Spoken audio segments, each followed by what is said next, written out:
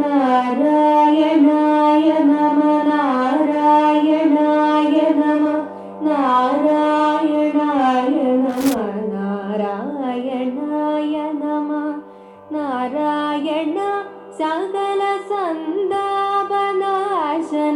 ജഗന്നാഥ വിഷ്ണു ഹരേ നാരായണായ നമ.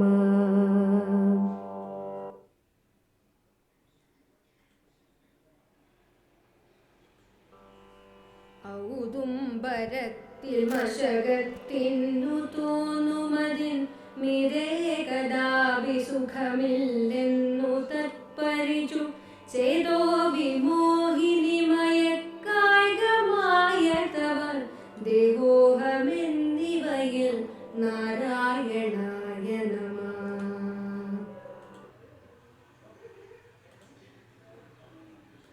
നാരായണായ നമ നാരായണായ നമ നാരായണായ നമ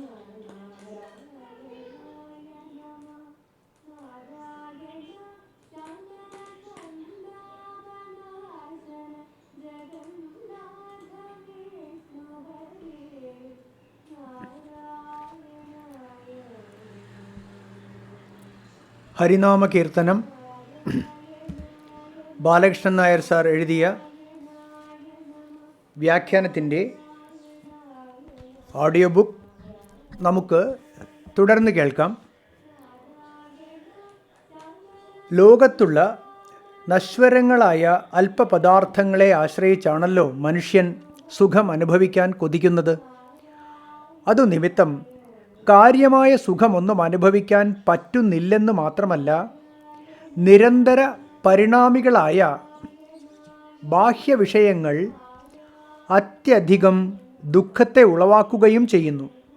എന്നാൽ ദുഃഖം വീണ്ടും വീണ്ടും അനുഭവിച്ചിട്ടും ദുഃഖഹേതുക്കളിൽ തന്നെ പറ്റിക്കൂടാനാണ് മനുഷ്യ മനസ്സ് കൊതിക്കുന്നത്.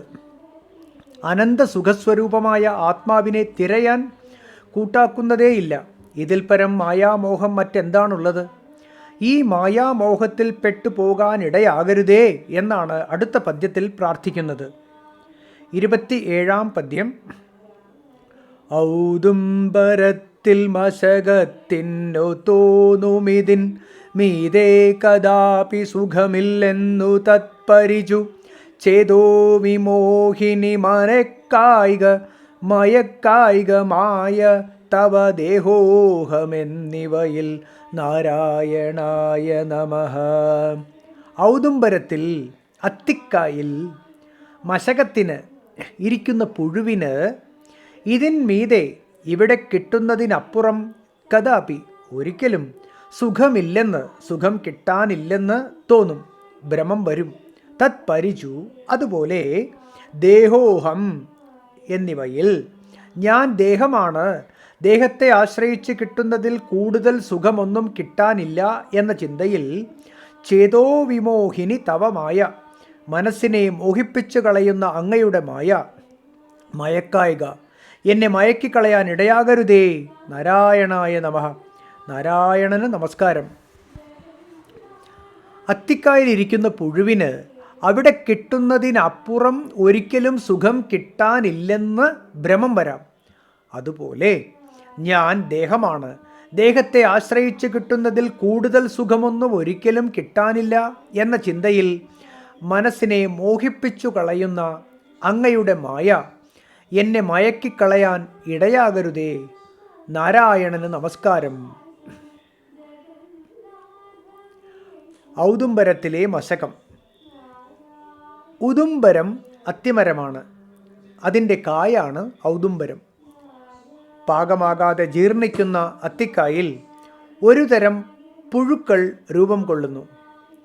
അത്തിക്കായുടെ അകവശമല്ലാതെ ഈ ലോകത്ത് മറ്റൊന്നും അവയ്ക്കറിവില്ലല്ലോ. അത്തിക്കായിലെ പുഴു അതിനകം തന്നെ തൻ്റെ സ്വർഗമായി കരുതുന്നു. എന്നാൽ തൻ്റെ ആ സ്വർഗം നിരന്തരം ജീർണിച്ചുകൊണ്ടിരിക്കുകയാണെന്നും അചിരേണ അത് ചീഞ്ഞളിഞ്ഞ് നഷ്ടമാകുമെന്നും അല്പബുദ്ധിയായ ആ പുഴു ധരിക്കുന്നില്ല. സുഖാസ്പദമായ പദാർത്ഥം തന്നെ നശിച്ചാൽ തൻ്റെ സുഖത്തിൻ്റെ ഗതി എന്താകുമെന്നും അത് കാണുന്നില്ല. ദേഹത്തിലിരുന്ന് ഈ ദേഹത്തിലാണ് സുഖമെന്ന് ഭ്രമിക്കുന്ന ജീവാത്മാവിൻ്റെയും കഥ ഇതുതന്നെയാണ്. ദേഹഭ്രമവും മായാമോഹവും. ദേഹത്തിലിരുന്ന് ദേഹസുഖത്തിൽ ഭ്രമിക്കുന്ന ജീവൻ അത്തിക്കായിലെ പുഴുവിന് തുല്യമാണ്.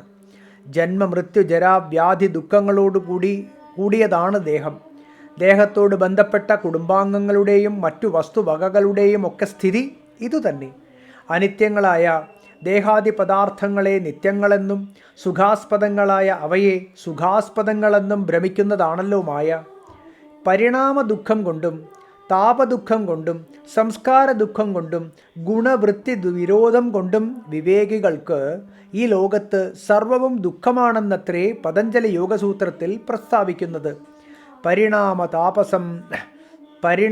താപ സംസ്കാര ദുഃഖൈ ഗുണവൃത്തി വിരോധാച്ച ദുഃഖമേവ സർവം വിവേകിനഃ എന്ന 2-ാം പാദത്തിലെ 15-ാം സൂത്രം കൊണ്ട് ഇക്കാര്യം അദ്ദേഹം വെളിപ്പെടുത്തിയിരിക്കുന്നു.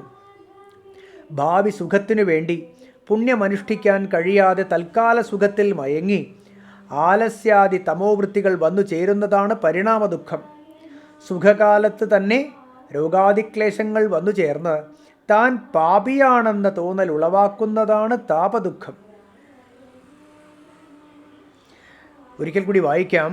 ഭാവി സുഖത്തിനു വേണ്ടി പുണ്യമനുഷ്ഠിക്കാൻ കഴിയാതെ തൽക്കാല സുഖത്തിൽ മയങ്ങി ആലസ്യാദി തമോവൃത്തികൾ വന്നു ചേരുന്നതാണ് പരിണാമ ദുഃഖം.